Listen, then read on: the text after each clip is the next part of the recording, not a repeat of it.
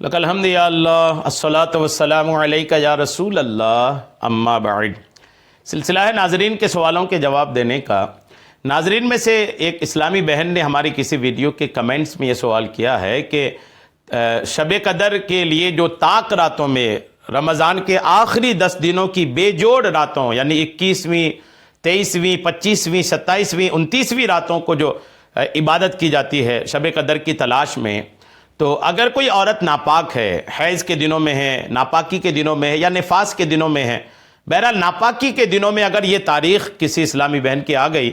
تو کیا کریں گی وہ؟ کیا انہوں نے پوچھا کیا موبائل میں قرآن پاک پڑھ سکتی ہیں؟ موبائل میں جو قرآن پاک ہوتے ہیں کیا اس کو پڑھ سکتی ہیں؟ کیا کرنا چاہیے؟ کیا کر سکتی ہیں؟ کیا نہیں کر سکتی ہیں؟ یہ انہوں نے پوچھا ہے۔ آئیے میں جواب پیش کرتا ہوں، توجہ کے ساتھ سنیے۔ ہر وہ اسلامی بہن جو اس کلپ کو دیکھ رہی ہیں ان کی بارگاہ میں عرض ہے کہ آپ اس طرح کی کلپ کو اسلامی بہنوں تک کثرت سے پہنچانے کی کوشش کیجیے، چونکہ اسلامی بہنیں جو ہے نا یہ علم دین سے کافی دور ہیں، خاص کر یہ مخصوص مسائل یہ عموماً یہ پوچھنے سے شرماتی بھی ہیں اور عام طور پر یہ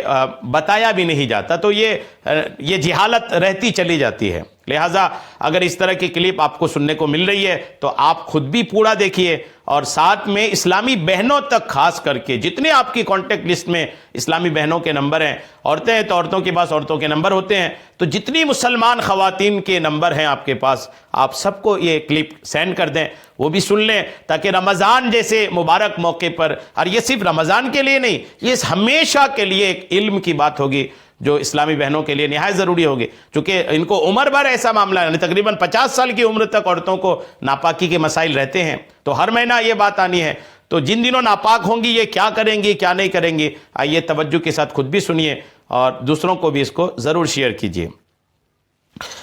حالت حیض میں عورت، آپ نے پہلا تو پوچھا تھا کہ کیا موبائل میں قرآن پڑھ سکتی ہے، تو یہ ہو سکتا ہے کئیوں کے ذہن میں یہ بات آ رہی ہو، چونکہ موبائل میں قرآن کا مطلب عموماً لوگ سمجھتے ہیں کہ قرآن پاک کی جو ہارڈ کاپی جو کتاب ہے یہ تو ہم نہیں ہوتی، وہ تو موبائل کے اسکرین پر جو ہے وہ قرآن پاک کے پیج جو ہیں وہ ظاہر ہوتے ہیں، تو شاید اس میں پڑھ سکتے ہوں ایسا لوگ سمجھتے ہوں گے۔ صحیح مسئلہ یہ ہے کہ حیض کی حالت میں، ناپاکی کی حالت میں قرآن پاک، چاہے آپ کوئی کتاب ہو قرآن پاک، وہ اس میں سے بھی نہیں پڑھ سکتے، وہی اگر آپ کے موبائل میں ہے تو بھی نہیں پڑھ سکتے، کہیں پر لکھا ہے وہ بھی نہیں پڑھ سکتے۔ یوں ہی اگر کسی اسلامی بہن کو قرآن یاد ہے تو بھی ناپاکی کے دنوں میں وہ یاد جو قرآن ہے وہ بھی نہیں پڑھ سکتی ہیں۔ بہرحال قرآن نہیں پڑھ سکتی، موبائل میں بھی نہیں پڑھ سکتی ہیں۔ اب جب قرآن نہیں پڑھ سکتی ہیں، نماز بھی تو نہیں پڑھ سکتی ہیں، تو کیا کریں گی؟ کیا کریں گے ایسی اسلامی بہنیں؟ آئیے توجہ کے ساتھ سنیے، نہایت قیمتی بیان ہے، 1 منٹ بھی آپ چھوڑیے گا نہیں، پورا سنیے گا، انشاءاللہ آپ کا ایمان تازہ ہوگا اور عبادت کرنے والی خواتین کے لیے تو یہ ایک بہت بڑی نعمت انشاءاللہ ثابت ہوگی۔ حائضہ عورت کے لیے نماز پڑھنا تو جائز نہیں، لیکن علماء فرماتے ہیں کہ حائضہ یعنی حیض والی عورت، ناپاکی کے دنوں میں حائضہ یعنی حیض والی عورت کو چاہیے کہ وہ ہر نماز کے وقت وضو کر کے، ہر نماز کے وقت وضو کر کے، ناپاکی کے دنوں میں بھی ہر نماز کے وقت وضو کر کے اپنے گھر کے کسی کونے وغیرہ میں جہاں وہ نماز پڑھا کرتی تھی، مصلی پر بھی بیٹھ سکتی ہے، ناپاکی کی حالت میں مصلی پر بیٹھ سکتی ہے، تو ناپاکی کے دنوں میں نماز کے وقتوں میں وضو بنائیں، وضو بنا کر کے آپ آ جائیں اور اپنی جا نماز جہاں پر آپ نماز پڑھتی تھی وہاں پر بیٹھ جائیں، وہاں کچھ دیر بیٹھ کر ذکر و اذکار کیا کریں اور تسبیح اور درود و سلام وغیرہ بھی پڑھا کریں، ذکر و اذکار بھی کر سکتے ہیں، تسبیح بھی پڑھ سکتے ہیں، درود و سلام بھی پڑھ سکتے ہیں۔ اس سے ایک تو اسے ذکر کا ثواب حاصل ہوگا، دوسرا اس کی نماز کی عادت برقرار رہے گی۔ چنانچہ سنن دارمی اور مصنف ابن ابی شیبہ میں ہے کہ حضرت عقبہ بن عامر رضی اللہ تعالیٰ عنہ سے مروی ہے کہ آپ حیض والی عورت کو، یہ صحابی رسول ہیں عقبہ بن عامر، یہ حیض والی عورت کو حکم دیا کرتے تھے کہ وہ نماز کے اوقات میں، نماز کے وقتوں میں وضو کرے اور اپنے گھر کی مسجد کے کونے میں بیٹھ کر اللہ پاک کا ذکر کرے اور تسبیح پڑھے، اللہ پاک کا ذکر، اللہ کے جتنے نام ہیں اللہ کے ناموں سے اللہ کو پکاریں اور تسبیح پڑھیں، سبحان اللہ، الحمدللہ، یہ پڑھا کریں۔ سنن دارمی جلد 1 صفحہ 673 میں یہ بات ہے۔ حضرت عطا رحمۃ اللہ علیہ سے مروی ہے کہ آپ نے حیض والی عورت کے بارے میں فرمایا کہ حیض والی عورت ہر نماز کے وقت وضو کرے، پھر قبلہ رخ ہو کر تسبیح اور تکبیر سبحان اللہ اللہ اکبر پڑھے اور اللہ پاک سے دعا مانگے۔ ناپاکی کے دنوں میں دعا بھی آپ مانگ سکتے ہیں۔ امام اہل سنت سیدی اعلیٰ حضرت فرماتے ہیں کہ حائض اور نفسا، حیض اور نفاس والی عورت کو جب تک حیض و نفاس باقی ہے وضو اور غسل کا حکم نہیں ہے، مگر انہیں مستحب ہے کہ پنجگانہ نماز کے وقت اور اشراق اور چاشت کے وقت، تہجد پڑھتی ہو تو تہجد کے وقت، ان وقتوں میں بھی وضو کر کے کچھ دیر یاد الہی کرے، اللہ کو یاد کرے کہ عبادت کی عادت باقی رہے گی۔ ان روایات سے ضمناً یہ بات ثابت ہوتی ہے کہ حیض کی حالت میں ذکر کرنا منع نہیں ہوتا، اور اس بارے میں حضرت ابو ہریرہ کا فرمان بھی موجود ہے۔ چنانچہ آپ فرماتے ہیں کہ 4 چیزیں جنوبی یعنی ناپاکی اور حیض والی عورت پر حرام نہیں ہیں۔ 4 چیزیں حیض والی عورت پر حرام نہیں ہیں۔ ایک سبحان اللہ، الحمدللہ، لا الہ الا اللہ، اللہ اکبر، سنن دارمی کی روایت ہے۔ یعنی یہ 4 چیزیں جو ہے نا حیض کی حالت میں بھی آپ پڑھ سکتی ہیں، تو حیض کے دنوں میں آپ اس کو پڑھا کریں۔